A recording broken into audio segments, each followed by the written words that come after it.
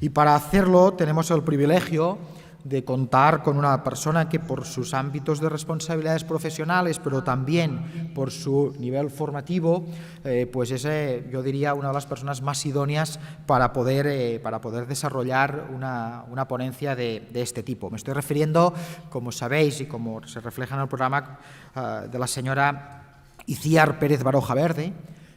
Itziar es subdirectora general de Relaciones con otras administraciones de la Dirección General de la Función Pública del Ministerio, por lo tanto está desarrollando su carrera profesional desde hace ya unos cuantos años, desde el año 2014, por lo tanto ya con una perspectiva, con un tema pues muy especialmente y adiente a lo que nos estamos refiriendo, pero sobre todo también desde, yo me permitiría decir, desde la cuna de donde hay pues un mirador privilegiado de muchos de los temas que posteriormente se van cociendo en el mundo local, y por lo tanto pues tiene esta doble vertiente, ¿no? Porque además de su puesto de responsabilidad al que me estoy referenciando, tiene también pues un currículum amplio ya de gestión en el propio ministerio o en otros ministerios. Ha sido jefa también de la Unidad de Asistencia Técnica de la Dirección General de la Función Pública entre los años 2009 y 2014. Ha sido vocal asesora de la Dirección General de Recursos Humanos y Servicios Económico-Administrativos del Ministerio de Sanidad y Política Social entre los años 2008 y 2009.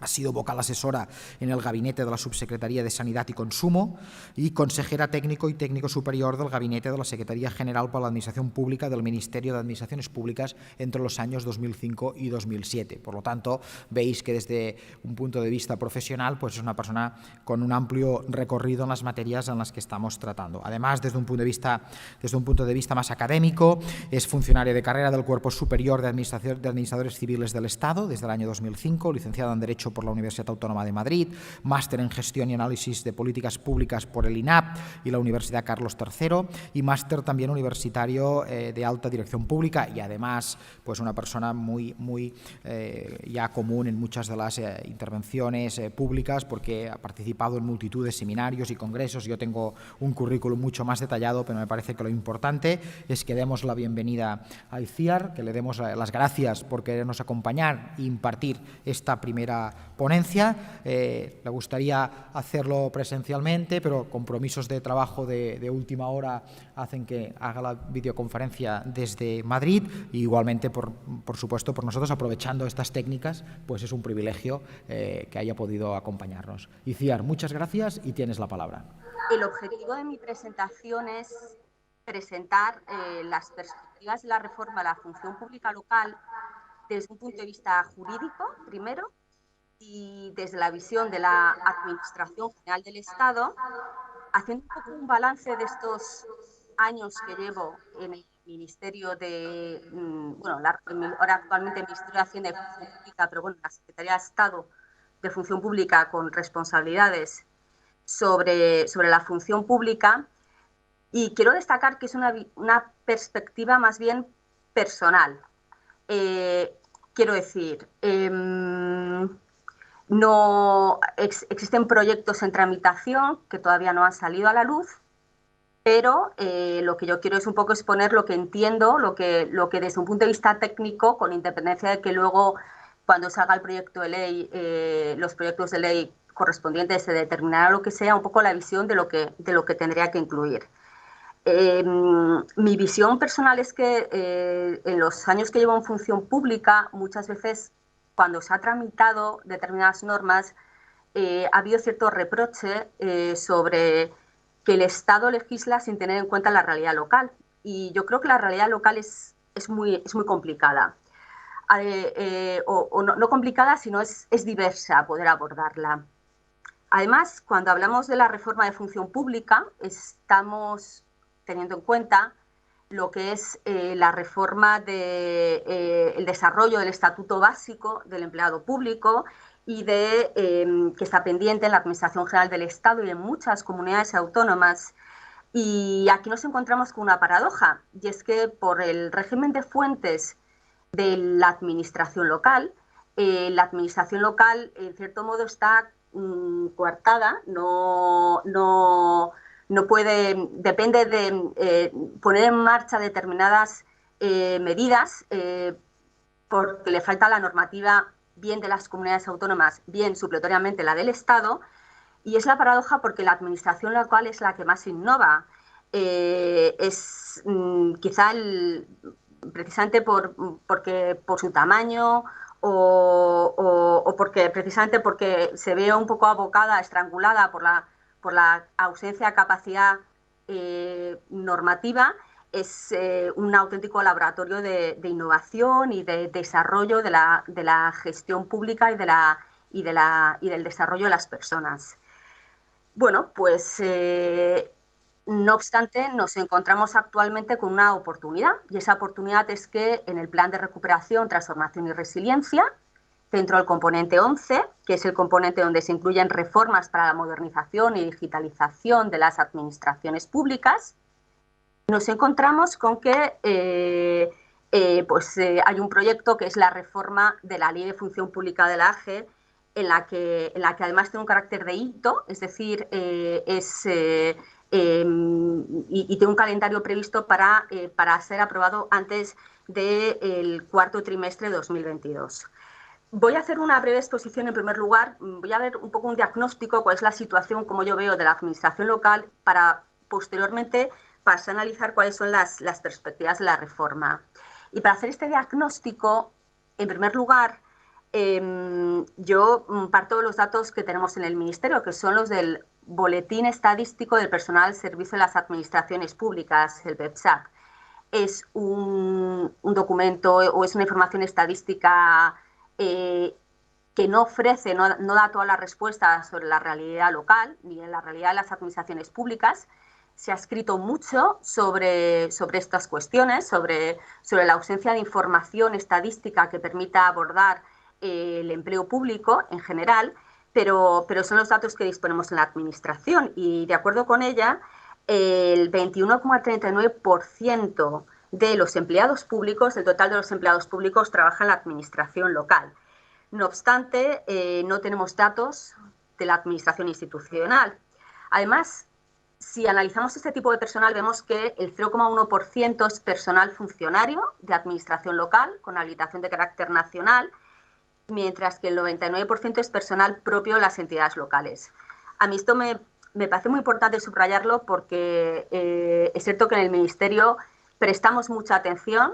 También es cierto que actualmente las competencias que se ejercen en relación con la gestión de los habilitados nacionales son mucho más intensas, pero yo muchas veces he comentado, creo que tenemos que también prestar mucha atención al 99% de los empleados públicos y no solamente al 0,1% en abordar otra serie de medidas.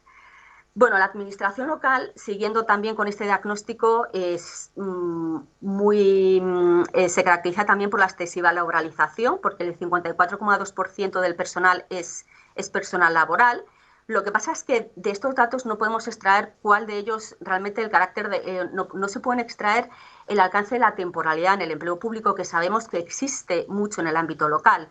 Por un lado, el boletín estadístico no contempla las interinidades inferiores a 6 meses, y por otro lado, bueno, pues sabemos que como el conjunto de las administraciones públicas, en la administración local precisamente hay mucho personal indefinido no fijo, incluso designado por resolución del alcalde. Sabemos que la temporalidad es un problema importante. Entonces, como primera conclusión, yo creo que hay una oportunidad para mejorar el sistema de información de todas las administraciones y también del ámbito local. Y precisamente en este ámbito se está trabajando en el seno de la Comisión de Coordinación del Empleo Público.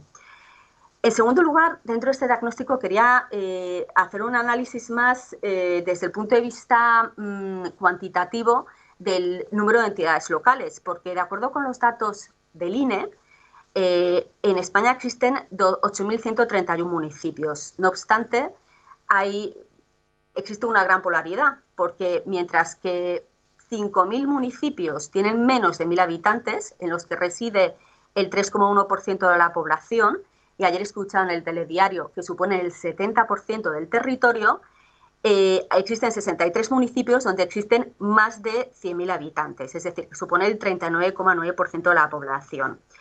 Esto implica que dentro de las políticas públicas, actualmente hay una política pública sobre reto demográfico para hacer frente a la España vaciada, pues yo creo que la política pública de empleo público debe incluirse en esta política pública. De aquí que, desde mi punto de vista, la reforma aquí radica un poco la dificultad de la reforma de la función pública local, porque por un lado tenemos que atender a estos municipios pequeños, a esta realidad local de nuestro país, pero también es cierto que existen otros países, existen otros municipios de mayor tamaño en los que, se está pendiente esta reforma de función pública a la que antes aludía de desarrollo del Estatuto Básico del Empleado Público. Porque cuando hablamos de la reforma a la función pública, estamos hablando de la carrera horizontal, estamos hablando de la evaluación del desempeño, del personal directivo público profesional. Estamos hablando del desarrollo del Estatuto Básico del Empleado Público. Recientemente publicaron tanto María da Pena como Víctor Almonacid un artículo denominado La reforma del empleo público, la eterna asignatura pendiente, donde apelaban casi como que había que reorientar y revisar el modelo de función pública en general. Yo a veces pienso que el Estatuto Básico no se ha desarrollado y en algunas cuestiones ya está hasta anticuado, hasta obsoleto, que tampoco es del todo cierto, porque el Estatuto Básico del Empleado Público era una norma que tenía un carácter principial, eran unas bases muy amplias que permitían el desarrollo y el despliegue de todas las administraciones públicas de las medidas contenidas en la misma.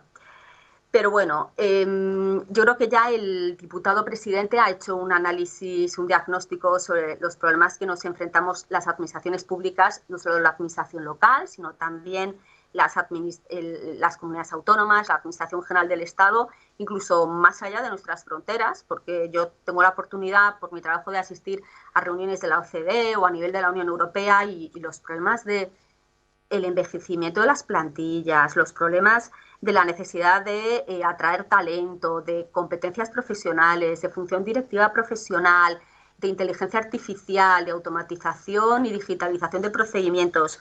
Todo eso está en el orden del día, está en la agenda de de todo nuestro entorno. También tenemos un reto que es el de la temporalidad, en el que yo no voy a abordar porque ya he visto a lo largo del programa que hay ponentes incluso mucho más cualificados que van a abordar este tema, ¿no? Con todo, yo creo que el reto de la función pública y de la reforma de la función pública en general es fundamental, porque la administración pública es una palanca que permite el desarrollo económico y social de nuestro país, sobre todo en un contexto económico tan complicado como el que estamos viviendo, y las personas formamos parte de las administraciones públicas y, por tanto, pues es necesario esta reforma. Analizando un poco qué medidas, qué debemos abordar, pues yo empezaría por el acceso al empleo público, porque es también un primer ejemplo del hecho de la obsolescencia de la normativa en función pública local. Porque no lo he mencionado antes, pero tenemos un Estatuto Básico de 2007, pero estamos aplicando normativa de los años 80, la Ley de Bases de Régimen Local y el texto refundido del año 85, que a veces, perdón, del 86, que a veces incluso en su propia terminología suena un poco arcaico, ¿no? En el acceso al empleo público, a mi juicio, existen dos elementos que hay que abordar con urgencia. En primer lugar, es el de las titulaciones de acceso al empleo público, especialmente en la subescala técnica de la Administración General, porque se exige las titulaciones de licenciatura en Derecho, Ciencias Políticas, Económicas, Empresariales, intendente mercantil o actuario, y son titulaciones que, por un lado, no responden ni al artículo 76 del Estatuto Básico del Empleado Público, ni al nuevo espacio europeo de educación superior, ni siquiera a las nuevas titulaciones académicas que se presentan o que se ofertan en las universidades, que van a proporcionar tanto competencias formativas como profesionales que pueden ser de utilidad sobre todo en el ámbito local. Actualmente estamos solventando esta solución un poco dejando la pelota, como quien diría, en el tejado de las administraciones convocantes de la administración local, es decir, cuando se convoca la oposición tendrá que determinar la licenciatura o el grado equivalente, pero no siempre es fácil. Licenciatura en Derecho hay una, grados en Derecho hay muchos, ¿no?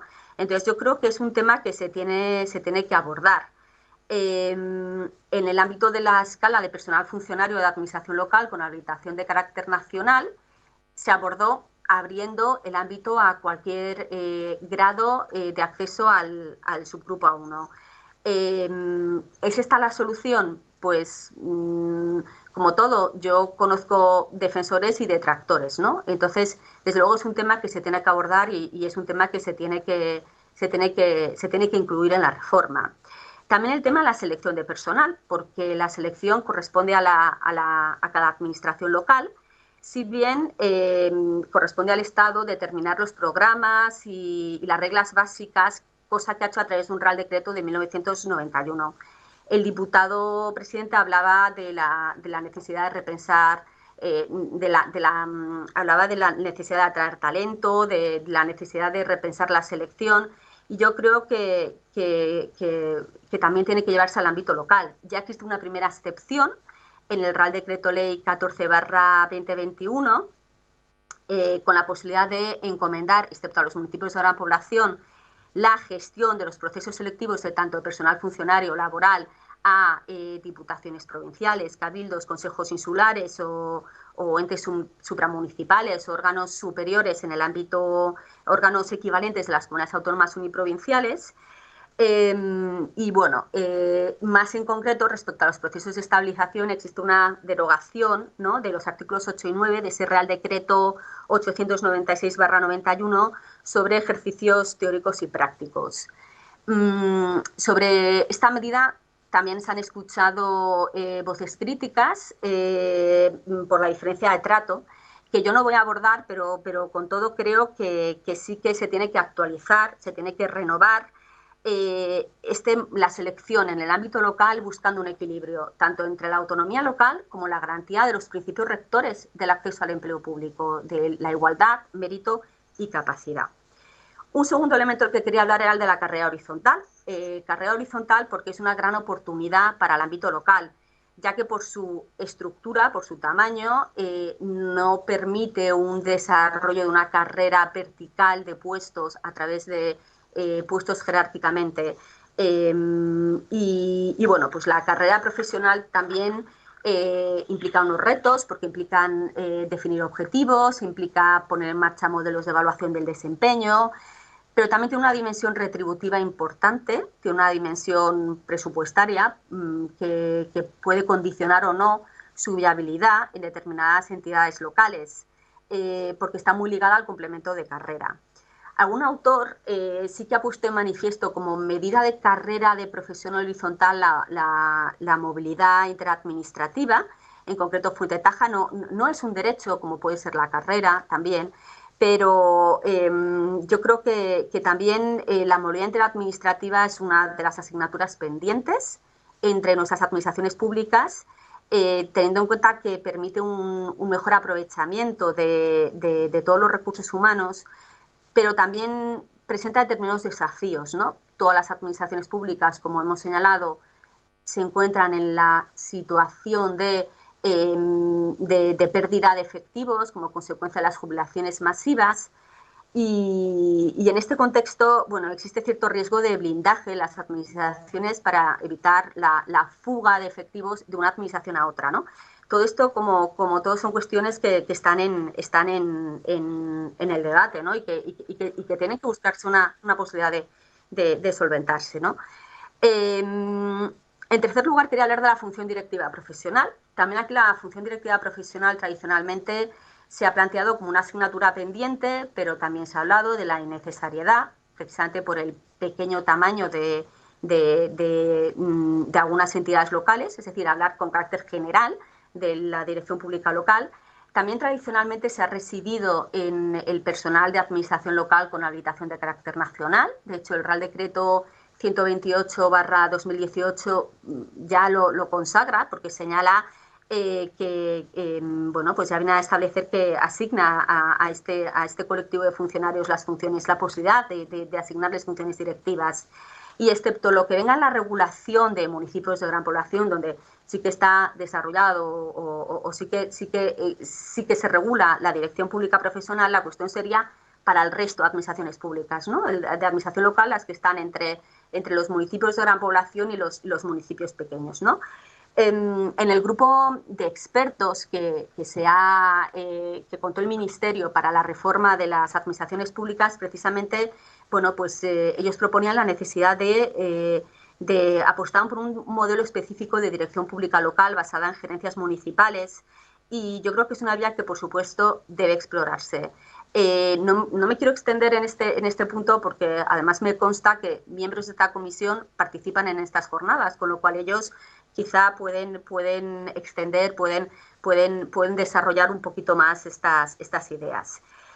Son ideas, tanto la carrera profesional horizontal como el acceso, la personal directivo profesional, que abarcan a los municipios de mayor tamaño, pero como he señalado, más de 5.000 entidades locales o municipios en España tienen menos de 5.000, o sea, más de 5.000 tienen menos de 1.000 habitantes. Yo creo que ellos también merecen una atención y merecen también, bueno, pues que el Ministerio, como dentro de la reforma de la función pública, piense en ellos.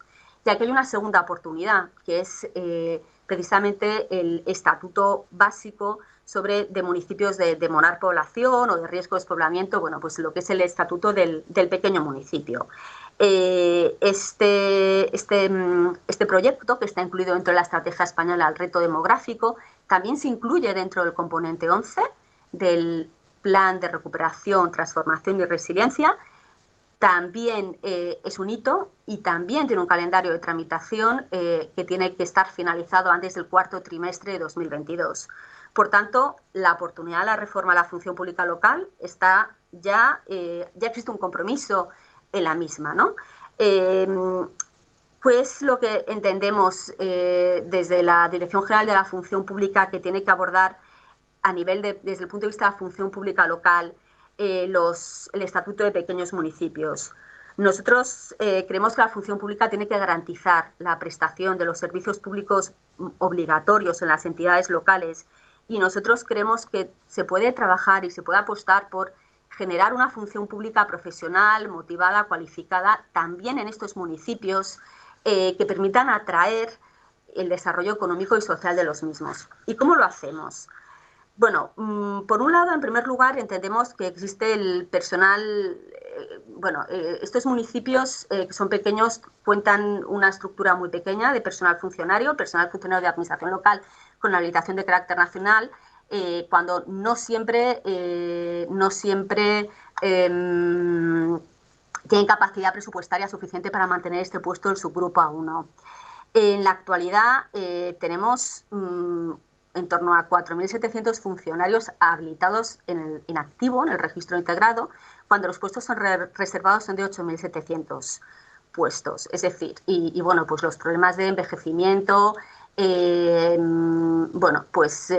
esto hace que la habilitación nacional se encuentre en una diatriba, a pesar de que las ofertas de empleo público en los últimos años han sido muy numerosas, no se cubren las vacantes.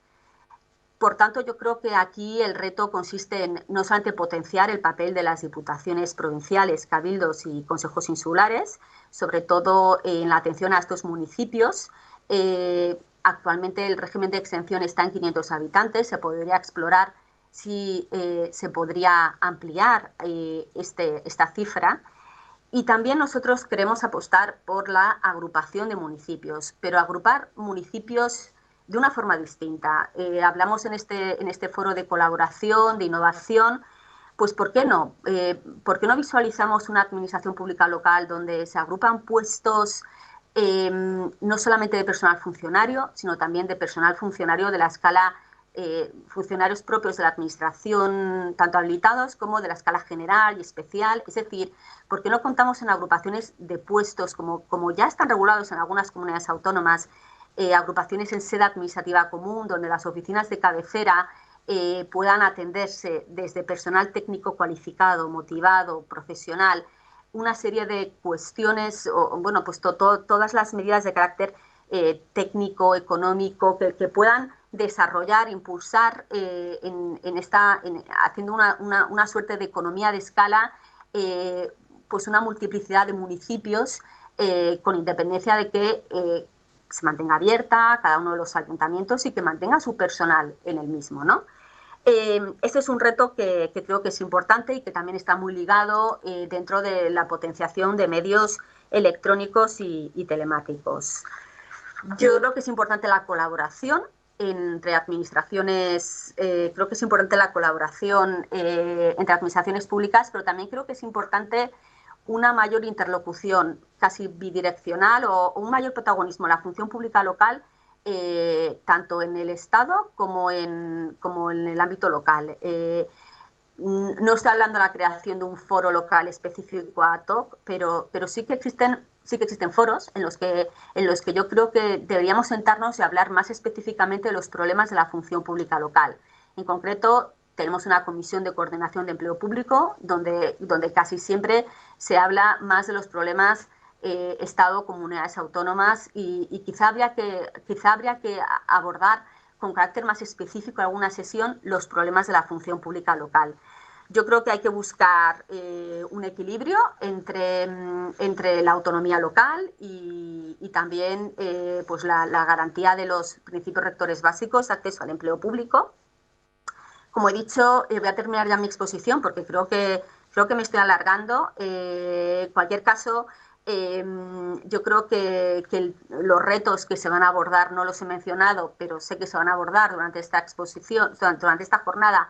Está el reto de la temporalidad y en este sentido creo que bueno, pues tanto con el proyecto de ley en tramitación de medidas urgentes, medidas en materia para hacer frente a la temporalidad, como la propia Ley de Presupuestos Generales del Estado de 2022, donde también se incorporan medidas específicas y también que ayudan al ámbito local.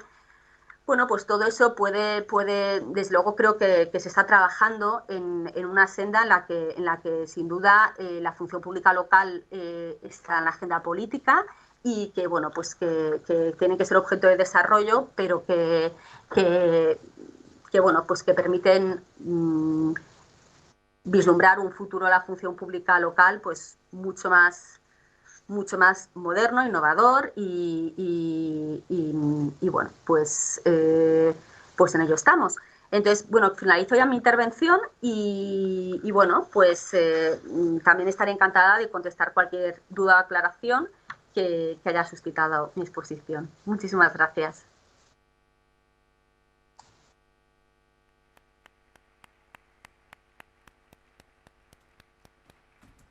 Muchísimas...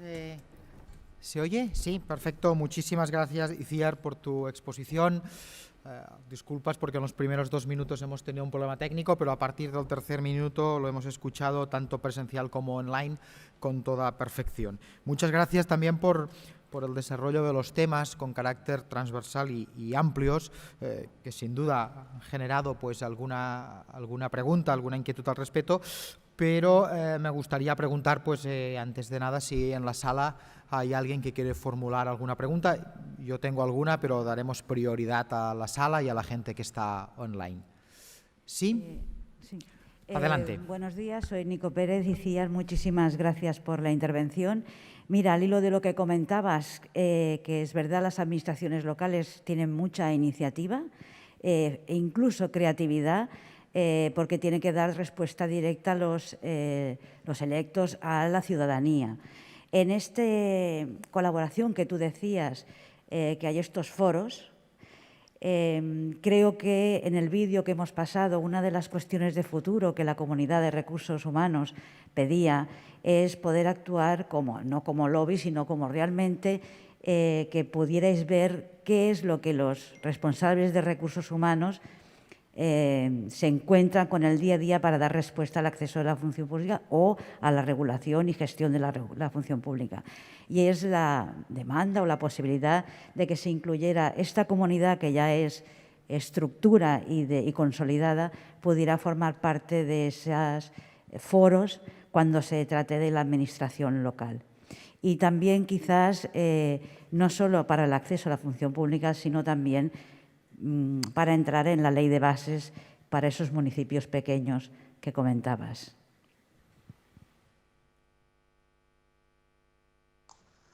Bueno, gracias, Nico.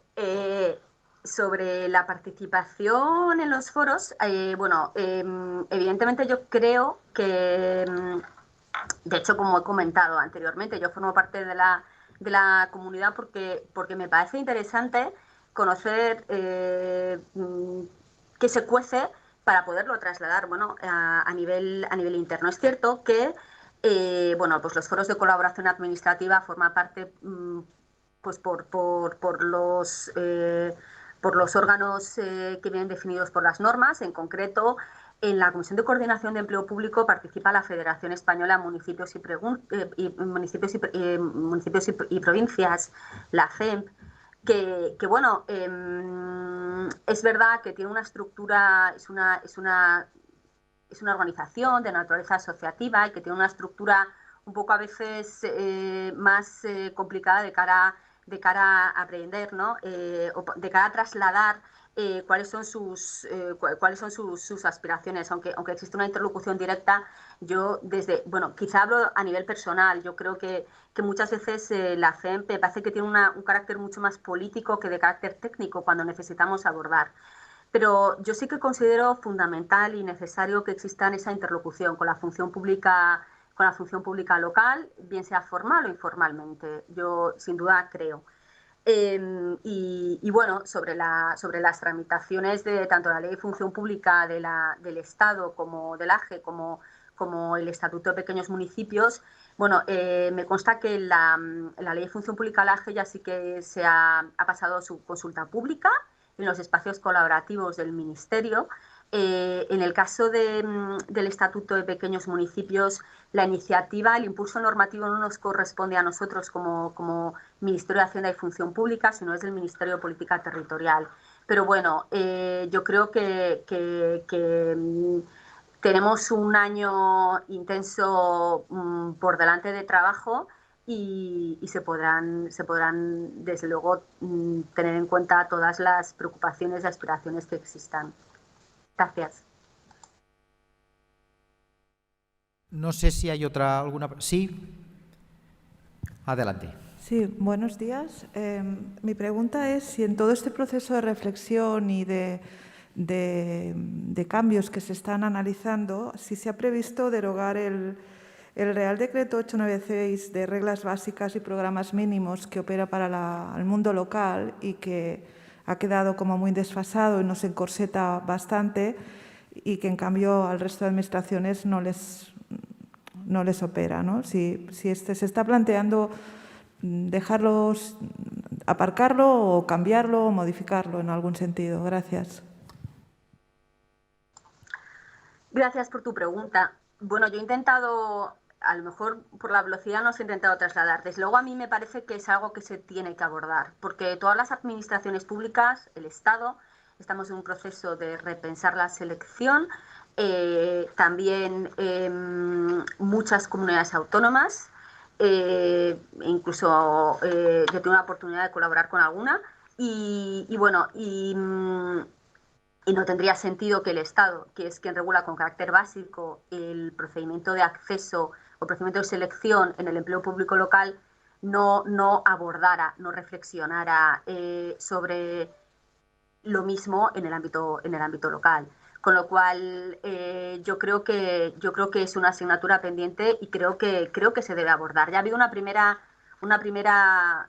señal que ha sido con el Real Decreto Ley 14/2021, cuando se han dejado sin efecto los artículos 8 y 9 que regulan los ejercicios de carácter teórico y práctico para los procedimientos de estabilización. Es cierto que bueno, pues esto ha generado cierto malestar respecto al resto de procesos selectivos porque bueno, pues la temporalidad está actualmente en el debate político, mediático y social, ¿no? Sobre esta desigualdad de oportunidades respecto a los procesos de estabilización, respecto a los de acceso libre.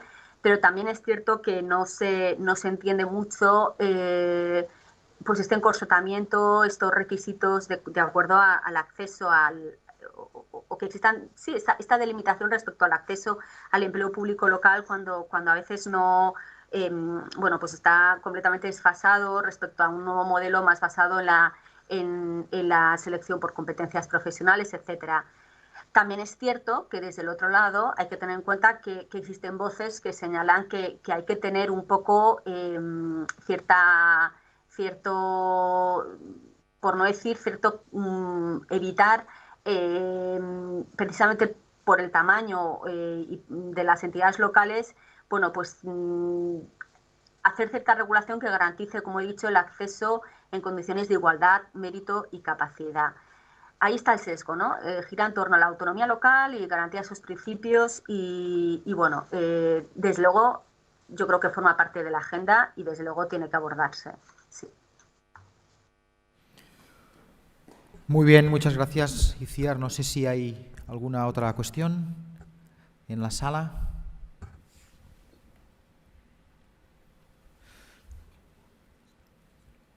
Vale. Me indican también que online no nos ha entrado ninguna, no tenemos ninguna más en la sala. Pues yo sí que aprovecharía, Itziar, si me lo permites, nada, una pregunta también un poco rápida al hilo de algunos de los temas que has comentado, ¿no? Que me parecen muy transversales todos ellos y que algunos inciden plenamente con trabajos que nosotros también en la Diputación estamos realizando, ¿no? Por lo tanto, desde esta perspectiva sí que me interesaría tratar. Has hablado, y particularmente es un tema en el que llevo años también dedicándome, un poco a lo que podríamos llamar el equilibrio territorial. Has hablado del reto demográfico, de la situación del municipalismo en el Estado español. Has hablado también de la no actualización en muchas ocasiones de la normativa. Y has hablado también pues, de cómo lo podemos hacer para que la gente joven pues, se vea cada vez más atraída también por estos sectores públicos. Yo cuando hablabas, y te estaba refiriendo lógicamente a todo el Estado español, pero mentalmente estaba haciendo un zoom en la realidad catalana, ¿no? En Cataluña también estamos, hablabas de estos más de 8.000 municipios en el Estado español con una población inferior a 1.000 habitantes. Nosotros en Cataluña tenemos unas cifras, en algunos casos no tan significativas, pero vamos por ahí, de 947 municipios, prácticamente 500 no llegan a estos 1.000 habitantes, muy particularmente en lo que le llamamos la Cataluña interior, pero en la demarcación de Barcelona tenemos comarcas con una realidad de estos pequeños municipios que no son pequeños, que tienen poca población, pero no son pequeños, son muy grandes en cuanto a extensión territorial, y esto es importante también por lo que a derechos y obligaciones, y sobre todo a obligaciones se refiere, de conformidad con lo que va también imponiendo la normativa sectorial, ¿no? Pero una realidad, nosotros estamos trabajando unos programas para que estos municipios cada vez puedan tener más personal y sobre todo personal técnico, ¿no? Y tenemos unos programas muy vinculados a los municipios con una población inferior a 1.000 habitantes y otros hasta 5.000 que los trabajamos conjuntamente con los consells comarcals, que básicamente lo que quieren, lo que buscan, pues es que estos pequeños municipios, dichos así, ni que sea una definición que no nos gusta, pues tengan cubiertos al menos los puestos de trabajo vinculados a las estructuras técnicas, ¿no? Secretaría, intervención y también muy particularmente arquitectura e ingeniería. Pero la realidad también nos dice que muchos de estos consells comarcals, cuando convocan de conformidad con los convenios que tenemos con la Diputación de Barcelona, pues en algunos casos les quedan vacantes estos puestos de trabajo. Entonces, no deja de ser, perdona Itziar, que damos la bienvenida, que se ha incorporado nuestra presidenta, damos la bienvenida. No deja de ser también un poco chocante que desde esta perspectiva pues estamos seguros que hay muchos jóvenes graduados universitarios que muchas veces se marchan fuera porque dicen que en el territorio no hay oportunidades laborales, cuando en cambio hay pues, puestos que luego quedan vacantes, y por lo tanto creemos que aquí sí que hay un trabajo que tenemos que hacer desde la captación del talento, y por lo tanto hacer atractivo, dar conocimiento, ir a las jornadas universitarias, etcétera, etcétera. Y muy particularmente, y termino la pregunta con ello, donde donde tenemos este problema es con los funcionarios de habilitación. Yo además soy del cuerpo y lo conozco un poco, ¿no? Claro, es difícil que se doten muchas de estas plazas si las convocatorias tampoco son significativas. Es verdad que estos últimos años han crecido y estamos hablando aproximadamente de más de 200 plazas de convocatoria, pero claro, a Cataluña en estos momentos pues estamos más o menos a los 20, 30. Claro, si nos dicen que hay más de 500 vacantes, esto tardaremos muchos años a ir desarrollándolo. Por lo tanto, nos interesaría saber qué programas se pueden trabajar, y es verdad que en el programa académico de hoy y profesional de hoy se hablará, pero qué programas o qué líneas se podrían trabajar en tal sentido para atraer mucho más talento joven muy preparado, decimos muy coloquialmente, pero es verdad, probablemente a las generaciones más preparadas de la historia, a nuestras administraciones públicas, porque sin duda la modernización interna de ellas depende de la incorporación de estos perfiles. Sí que me gustaría si nos pudieras dar un par de líneas breves de qué estáis trabajando o qué se puede trabajar desde los ministerios. Sin duda, la actualidad normativa ayuda. Decías que la normativa muchas veces no está actualizada. En Cataluña también nos pasa lo mismo, el decreto de personal local de los 90 o en otros campos el ROAS del 95, el reglamento de patrimonio del 88. Por lo tanto, es verdad que urge una actualización normativa. Pero además de ello, ¿qué líneas estáis trabajando o nos podríais indicar que se estén en estos momentos desarrollando en el Ministerio? Muchas gracias. Sí, muchas gracias por tu pregunta. Bueno, como he dicho, nosotros en el Ministerio de Hacienda y Función Pública tenemos una estrategia que se llama una estrategia que se llama Repensar la Selección, y una de las líneas estratégicas de este proyecto es la captación del talento. El Ministerio participa activamente en muchas jornadas, ferias, tanto universitarias como de otros ámbitos, porque no solamente funcionarios del subgrupo, no solamente se busca personal del subgrupo A1, ¿no? También en centros de formación profesional y demás. Y participamos activamente intentando explicar a los funcionarios públicos, a los estudiantes universitarios, explicarles qué es la administración y cómo se trabaja en la administración. Yo creo que el diputado presidente en su intervención inicial ha dado un poco en el clavo, porque ha señalado que necesitamos vocaciones, pero también necesitamos implicación, compromiso, vocación de servicio público. Yo creo que la administración pública sigue siendo muy desconocida para los ciudadanos y para la gente joven también. Además, aquí el reto implica en integrar gente de generaciones, la generación Y, generación YZ, donde a lo mejor no piensan en un trabajo para toda la vida, como podía pensar alguien de mi generación, ¿no? También es cierto que yo creo que cuando hablamos de la administración, parece que hablamos de la administración, vendemos como tienes un trabajo para toda la vida, con un buen salario y te permiten conciliar, cuando yo creo que la administración te ofrece mucho más, y es lo que hay que llegar, ese mensaje a los estudiantes universitarios, ¿no? Que la administración te permite trabajar en una organización que trabaja por y para la sociedad, que te permite contribuir al desarrollo de políticas públicas en beneficio de la sociedad. Yo creo que hay que vender mejor la administración, no solamente como una fábrica de derechos para los funcionarios, ¿no?